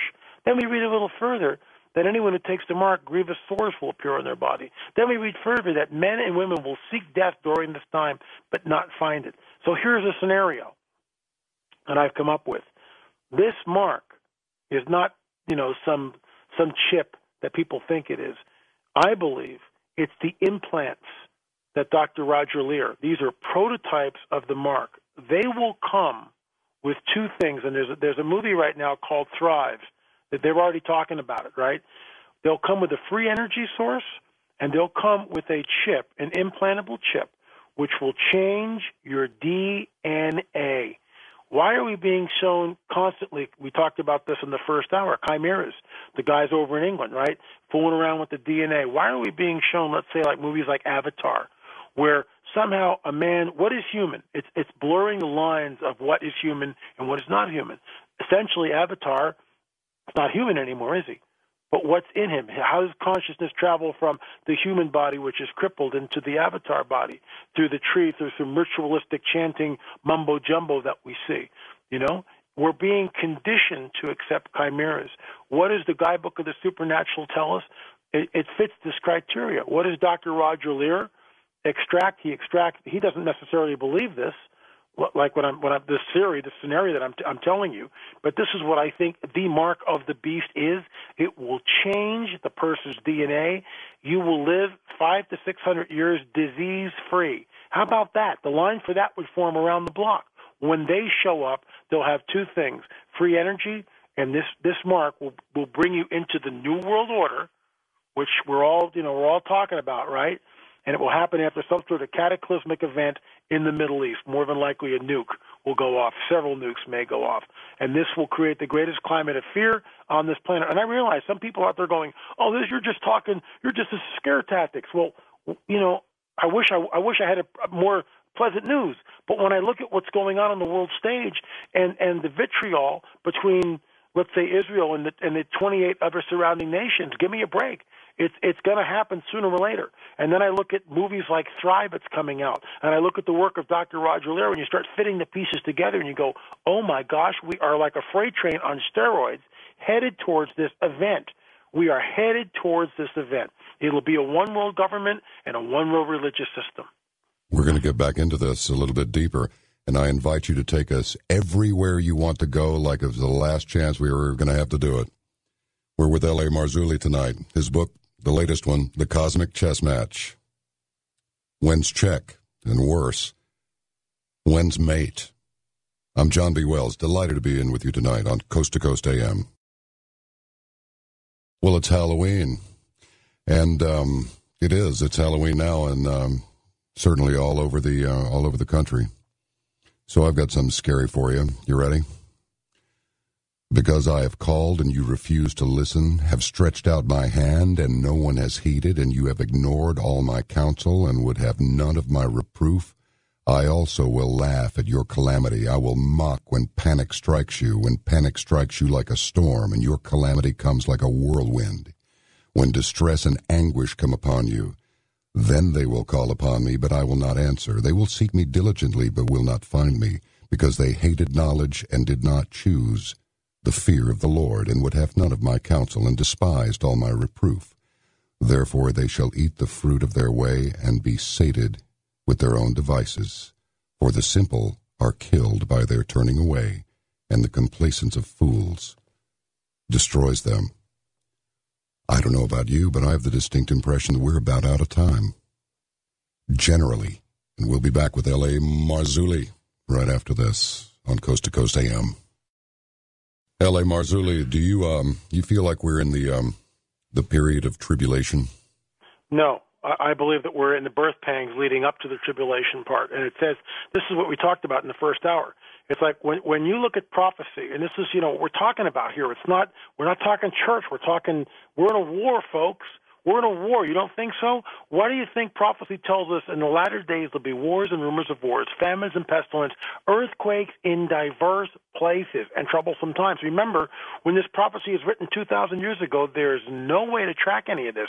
In the modern era, we can track it. We see earthquake 7.0. I mean, look, go back 3 years ago. Just look at some graphs. Go to USGS. I can't even keep up with it anymore. I mean, the calamities that are happening in 2010 into 2011, these are the birth pangs. It's about to give birth at some point to that 7-year period known as the time of Jacob's trouble, not Ernie's trouble. It concerns Israel. It all hinges around Israel. That's why the whole common element thing to me, just another red herring. It keeps people distracted from prophecy, which is screaming at us from the Middle East right now, screaming at us. You know, the thing that disturbs me is that I was looking at a chart of all the natural disasters that have happened in the last 100 years. You would think it would be China. It's not. It's not even close. Over 800, I think 841 have occurred just in this country. And there are many people who believe that this country this nation, the United States, was divinely inspired, and that we turned away from those precepts, and now we're about to get our collective rump kicked. Any commentary there? Well, look, I agree. I mean, are you kidding me? You can't have it both ways. You can't slaughter 53 million innocents in the wombs and expect everything to be okay. You can't have a godless. What I mean by that is, you even mention, let's say, creationism in the schools, and you can lose your tenure if you're a teacher. We've taken anything supernatural out of a discourse, and again, I am not talking, what some people want to call church or religion, talking about real spiritual warfare. I just had an email from some guy who's been abducted since he was a kid. He's going, what happens if I have the mark, if they implanted me, does that mean I'm going to hell? I said, no, man. The mark is not yet in place, okay? These are prototypes.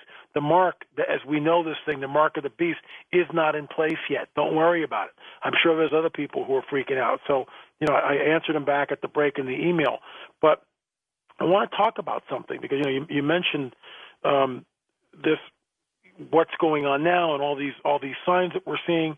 It says the days of Noah, and we know that. And this is a challenge to the skeptics out there. I want you guys to go after the show, Google on YouTube. Go to YouTube and then Google "madness in the fast lane." M-A-D-NESS, M-A-D-N-E-S-S, madness in the fast lane. What you will see will astonish you. This is real footage. Over in England and the UK, they've got video cameras all up and down their freeway systems. They've also got them on their police cars, okay, the highway patrol cars. There are two twins. They're identical twins. They're very tall. And what you're going to witness is you're looking at one of two things, where you're looking at SRA multiples, like I talked about in the first hour, or we're looking at modern-day Nephilim, one of the two. These women are hit by cars going 50 miles an hour. They get up. John, if you've never seen it, you got to check this thing out because I'm looking at it right now. It's proof. And when you watch them get hit, and then the second time the woman gets hit, this car's doing 50 miles an hour, 40, 50 miles an hour. She's thrown over the hood of the car, and her head impacts the windshield. She should be dead. About 2 minutes later, she gets up, and she begins to fight the people who are trying to help her. It takes 6 people to get her off the road. 6 people, 2 on each leg, and then 1 on each arm, 3 on each side. That's 6 people. They finally sedate her. They do blood work. There's no drugs, no alcohol in her system. So we're looking at something else, so completely different. And this is what, I don't know, a lot of different paradigms out there, but when you look at this, you're looking at the face, not these women per se, but what is coming through them is something supernatural. Madness in the fast lane. And we are looking at SRA, satanic ritual abuse victims, where these altars, demonically enhanced altars, are manifesting, like, let's say, Jared Lofter might be, in my opinion, or we're looking at hybrids known as the Nephilim back on Earth again. It's one of the two. I don't know which, but it's alarming. I challenge your viewers to spend a little bit of research, a little bit of time. This is the type of stuff we're talking about. How do you war against something like that? You can't fight them physically. You've got to war with the weapons of the supernatural. And that's what the book Cosmic Chess Match talks about, how to put on that armor, how to walk in that. I talked about last weekend doing a deliverance with 4 other people, for 2 hours. It's no picnic. Did we get her totally free? We didn't. We got her partially free. But at least we made an attempt. That's the kind of stuff we're talking about here. You and I could both make more. I know you're not about selling books. I know you're about spreading information. I'm tempted to ask you how you got into all of this, because as I started the sentence, you and I could both make more money if we opened a Pizza by the Slice place up on the boardwalk in Atlantic City. You know what I mean? There you go. We make a lot of money. But I got to tell you something, because I had a very similar experience. The chances, after living the life that I have lived, without going into a bunch of deep stuff here, because, I've got family and all of that, but, and I've used this expression before, I was a real rock and roller, man. I really was. And the chances of me sitting here reading out of the scriptures, reading scripture and discussing this with you, if somebody had told me 25 years ago I was going to be doing this, I would have just said, you're insane. But I'll be very quick, because this show is about you and the listeners, not about me, but I will tell you this. November 16th, 2009, I crashed a motorcycle. Last thing that I saw on the speedometer was 67. I touched the front brake and it went down like that. I mean, I'm not talking wobbly or, no. It was like, touch the front brake, boom, you're gone. Wow. So here goes Wells down the freeway, touchdown 63 miles an hour. Wow. It ripped the sole of my left motorcycle boot halfway off, destroyed the knuckles of the armored glove on my right hand. The face shield came off the helmet, one little minor scratch, and here we are talking. One word came out of my mouth. Guess what it was? It was Jesus. Yep. And it was not like, oh, Jesus, I'm going to die, save me. No, it was like he was across the yard and I called to him. The person who was following me, separated by one car, said the strangest thing happened. It seemed like control. This was on an interstate highway at 10:30 in the morning on Monday. And everybody was going abnormally fast. Control settled over everything. Boom, there's the fireman right there in an unmarked truck. 5 minutes later, the ambulance is there. 5 minutes later, I'm at the hospital. 2 hours later, I leave with a prescription for some pain pills, a CT scan, a half a dozen x-rays, and a stupid boot that I had to keep on for a few months. I'm completely recovered. Now, I spoke with a friend of the show, Stephen Quayle, about this, and I said, I'd like to think that I was preserved for some sort of a reason, but that's vanity. He said, no, it's not.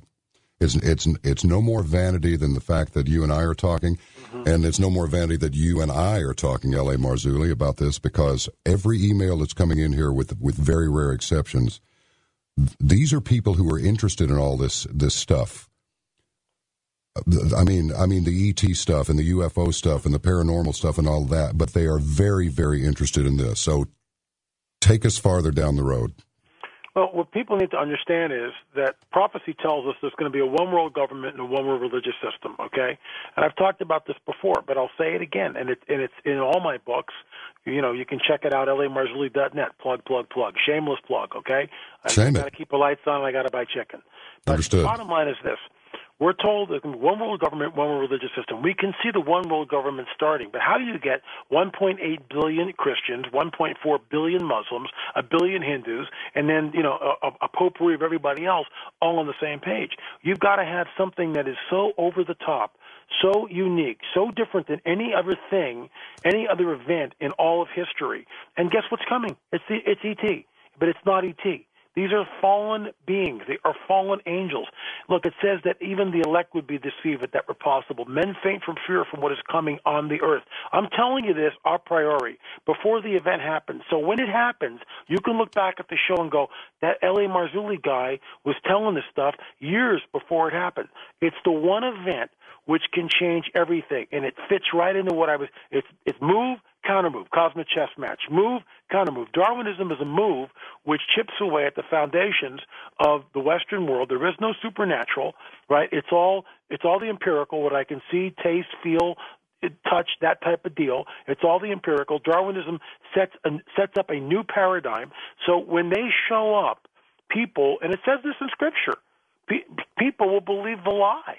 That's what it says. It says right there. I'm not making this stuff up, folks. We are in a war, a cosmic war, a supernatural war with entities that eventually, and I believe sooner than later, will manifest on this earth, and thus the great deception and this one world religious system will be set up, and it will all be an ET-based deal. That's just my scenario, and the Cosmic Chess Match talks about that. Going back to the madness in the fast lane, there's a link in the book to that, too. I challenge you to look at that. Challenge your audience. Check that out. Tell me what I'm looking at. I just looked at it. It's strong. It's strong. It's really strong. I just watched the thing. This woman in the red sweater looking thing. Yeah. Unbelievable. There's not a mark on her, and she got smacked big time.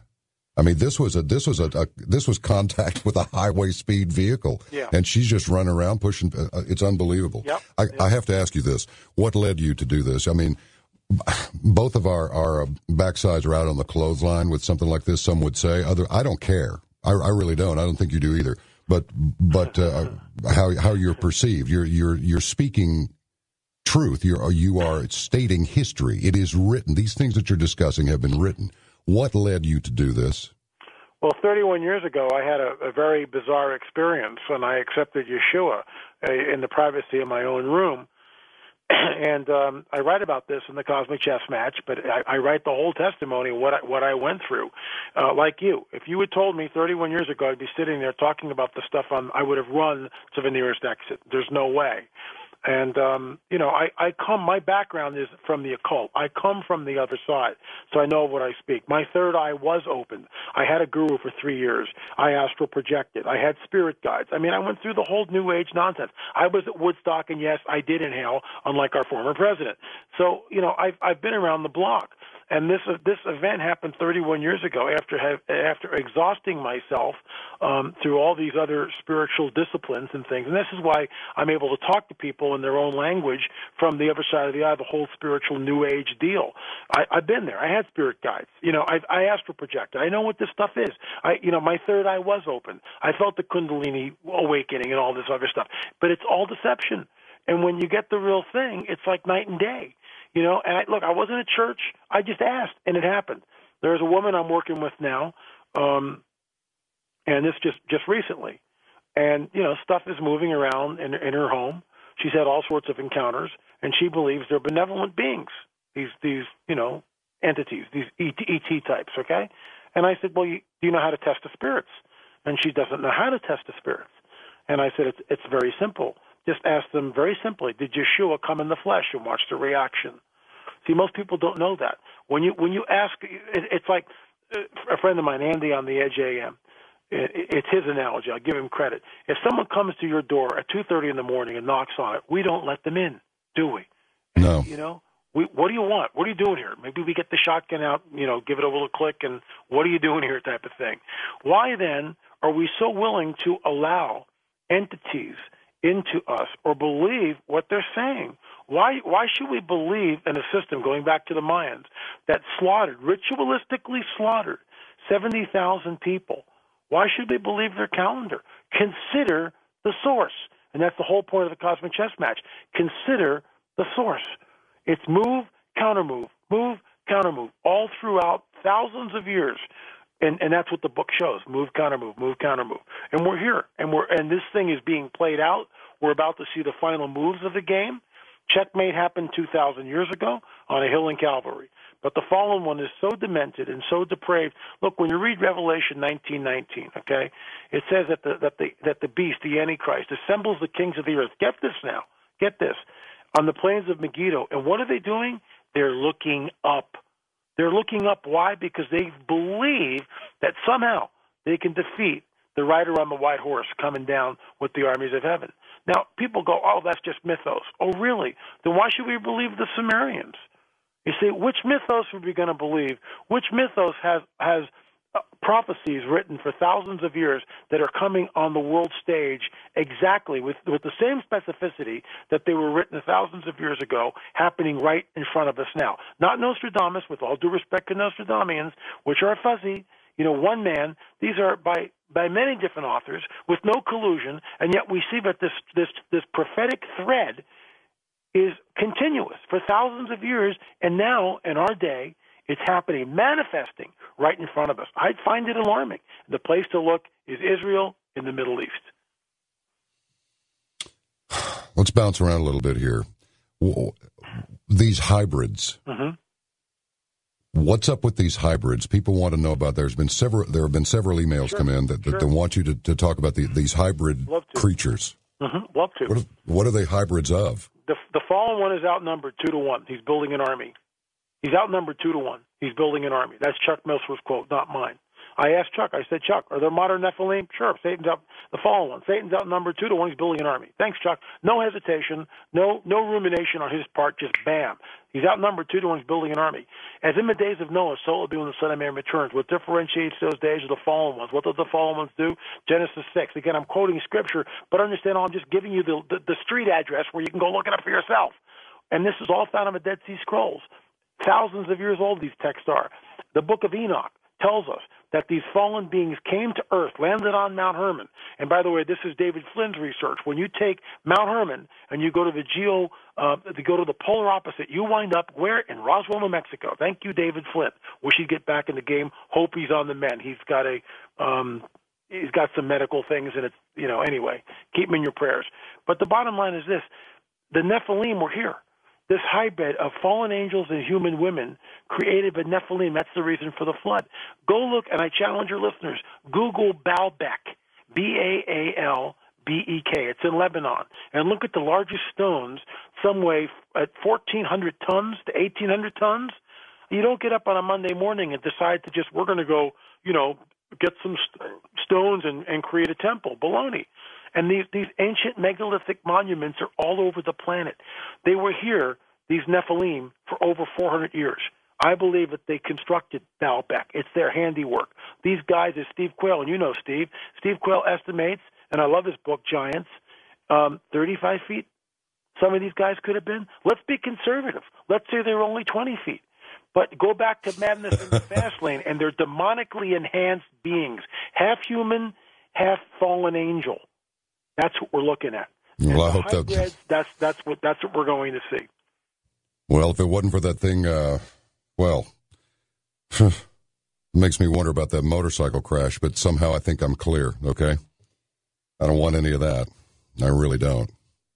We're going to continue our conversation with L A Marzulli, a great book, The Cosmic Chess Match, on Coast to Coast AM.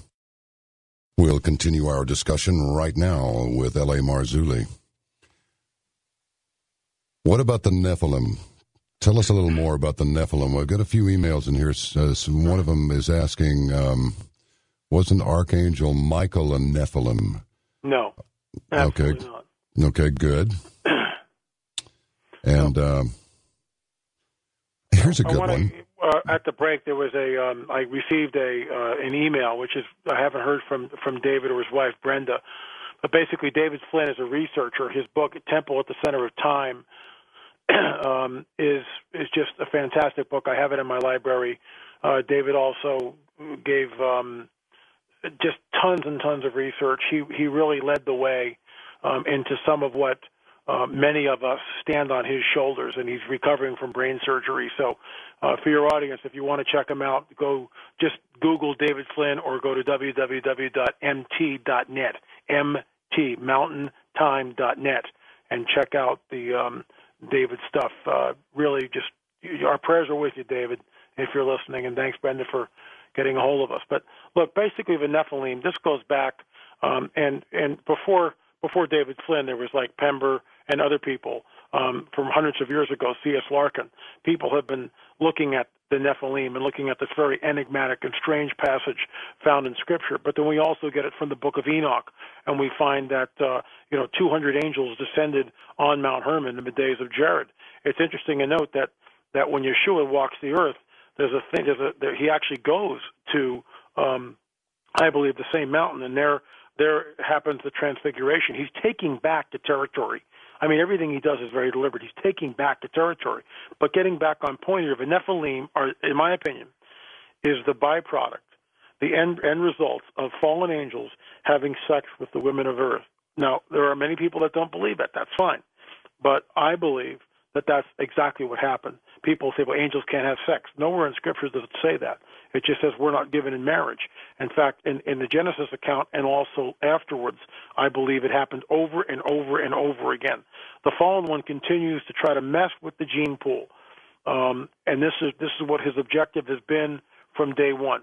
There are those who believe that it's not happening today, that they can believe what they want to believe. I don't believe that. I believe that the modern abduction phenomena mirrors what happened back in Genesis 6. Are the Nephilim going to be 20-foot giants? Look, and this, I'm going to tell you guys this, and I can't tell you the source. I can't vet the source. It's a secondhand source, and I can't vet it, at least not right yet. This is the type of stuff that makes great radio. But I get a lot of stuff across my desk. This was a face-to-face with a person that I trust. And I'm not going to tell you who it was or where he was or anything else, but it was face-to-face with a person fairly recently who informed me that there was someone that he's known for like 20 years. And just recently, this guy got out of Special Forces, and he's known that for 20 years. But recently, the guy started, like, maybe clearing his conscience. Can't tell you, right? He was telling me, and, this is an incredible story, and I realize that. Makes great radio. But the bottom line is he was in Area 51, and there were, according to him, there were 7 levels, and each of those levels have sub-levels. He never got down to the lowest one, but he was down in one level, and there was a group of what I would term super soldiers, using his words, super soldiers, and these were giants. They were sitting down.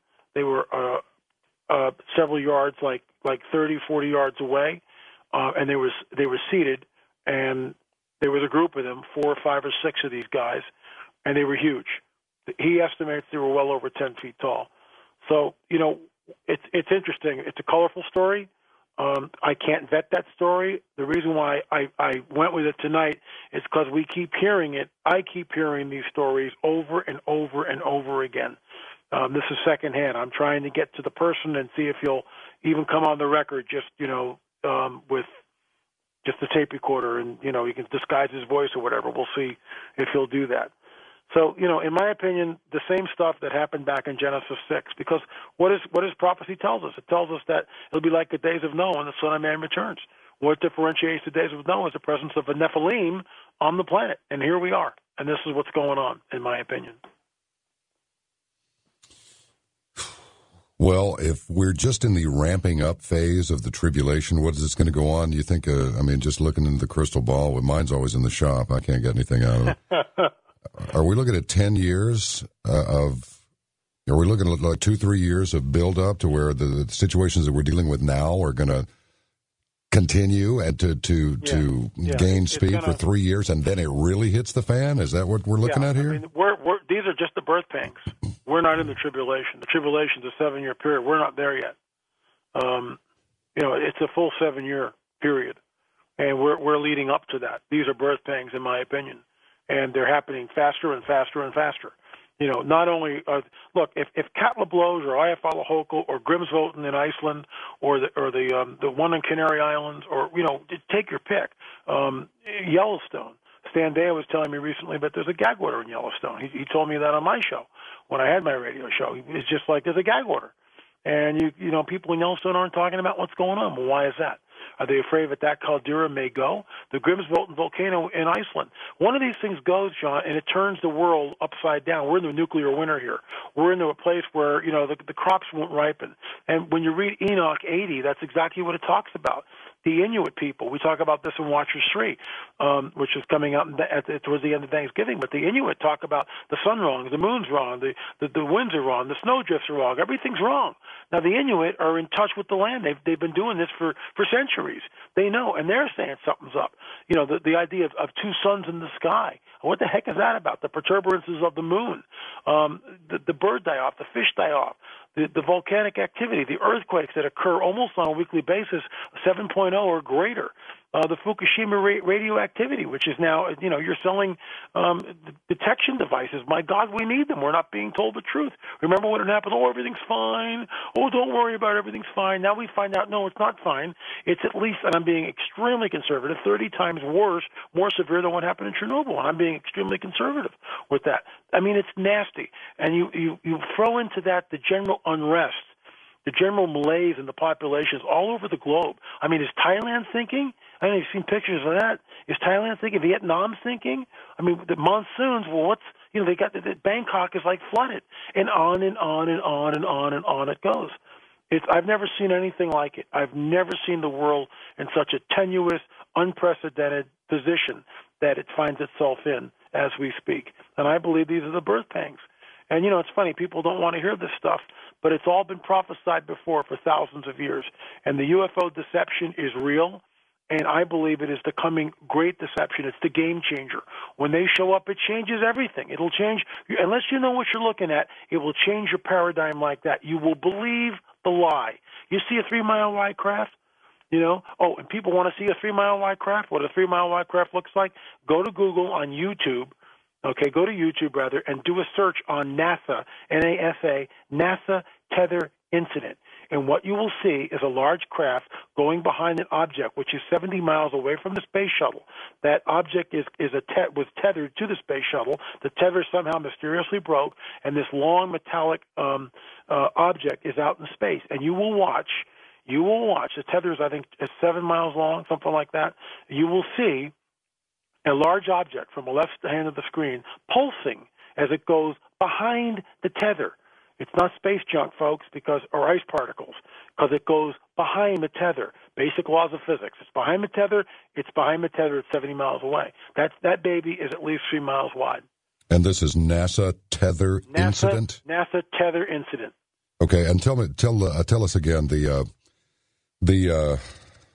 deal that happened on the highway. My brain's fried. It's called madness, like crazy, mad, MADNESS, madness in the fast lane. Go in to the YouTube fast lane, gotcha. And do a search under madness in the fast lane.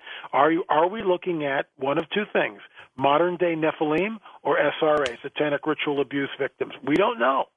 But you watch them get up and start fighting, and you tell me what we're looking at. You don't think the supernatural's real? Good luck. I just saw it, and it's not staged. There's nothing staged about it. No, it's not staged at all. I got a quick one for you. Somebody asked a while ago, look, if it turns out that is there any way to find out if you're hybrid, and if you are you automatically damned? First of all, I guarantee that you're not a hybrid. I guarantee it. The fact that you're asking, it tells me that you're not a hybrid, so you don't have to worry about it. I get this all the time. Do you really? Trust me, you're not a hybrid. Trust me. You're not a hybrid, okay? Okay, good. These other two women, I'm not so sure what we're looking at. I have no idea. I'll tell you what, it's freaky. I invite anybody, go ahead and try.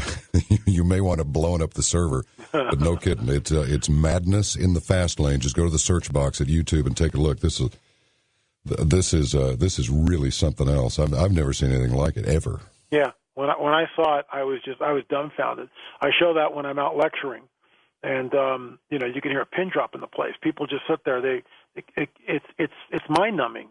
It's absolutely mind numbing. And it look, in my opinion, I don't know what it is, but whatever it is, it's got a supernatural component to it on some level. That much I believe. It is not. We talked about what's your definition of supernatural. That ain't natural. You don't get up and she's hit twice. Both twins are hit twice by cars going in excess of 40, 50 miles an hour. They should have sustained injuries and all this other stuff. And this, the one is run over by an 18-wheeler.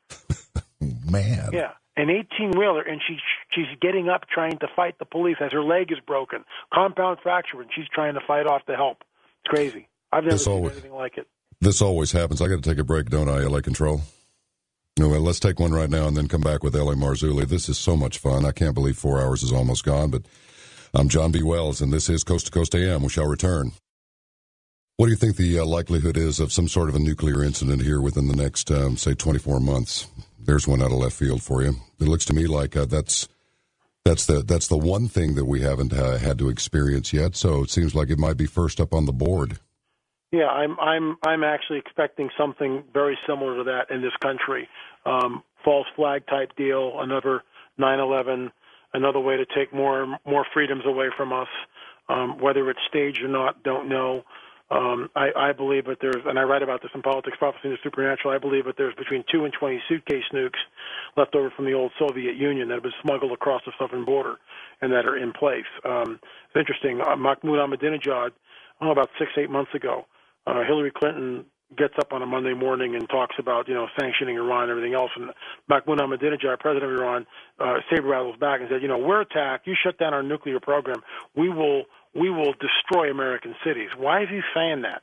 Why would he say that at all? And there's a whole theory about, quid pro quo with bin Laden, because bin Laden had a fatwa, religious decree from an imam to use weapons of mass destruction against the infidel, against men, women, and children. And so he had that. And so the question is, when he was in Pakistan, was he in Iran for a period of time? A lot of people think that he actually was before he went back to Pakistan. Who knows what the trail is? But why would Ahmadinejad stand up and say something absurd like that? I believe that they're embedded. Between 2 and 20 are already in the country. Will it be another Building 7 like 9/11? Who knows? But it's something's about to happen. That's what I think. Yeah, that suitcase nuke, that's the holy grail of terror weapons, isn't it? Yeah. If you'll excuse the pun. Well, and while we're on that subject, and it's not just I don't think you're sitting here trying to sell books. I think you're trying to sell books, spread the word via your books and via coming on to programs like this. Oh, wait a minute. That's program like this, because there isn't any other program like this. And I got to tell you, 952 emails tonight. Wow. 952. That's a lot of them. Huh. Do you know we are woefully remiss, as my friend Dale says up in Montana. We are woefully remiss in our preparedness here. According to the AMA, if we had any sort of an incident like that, a significant incident, 4 years is what it would take to test 100,000 people, seriously, for radionuclides, using every medical facility that we have in the 50 states. 6 years. This is the AMA released this. Most of it have to go through CDC, and 6 years to test to sufficiently test ground, the dirt and water. So, I'm not unnecessarily I was about to say I'm not a fatalist, but this has happened. This has happened twice already. Both times there were reactor meltdowns. Yep. Our reactors are not in very good shape. Many of them need to be rebuilt. They're just now taking apart those what were they, B-53s, that thing that's some ridiculously exponential number of megatons more than the Hiroshima bomb. Yeah. They've just taken that thing apart up north, and I'm very concerned about it, and that's about all I can be is concerned. What do we do, L.A.? Do we just wait? Well, is there any action that can be taken? Obviously, marching in the streets is not going to cut it. At least not at the. What do we do? There's two things we need to do, and I've spoke almost for 3 hours, and I think I've earned the right to tell you what I think. Absolutely, you have. without trying to sound preachy. Two things to do on a very practical level: food and water, food and water, food and water. 4 to 6 months worth of food and water, Berkey water filters, dehydrated foods, whatever.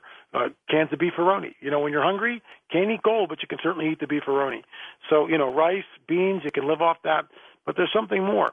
If the cosmic chess match and everything we've talked about, and look, we've only scratched the surface of what the book really gets into, and the object of the book is to warn people of what is coming.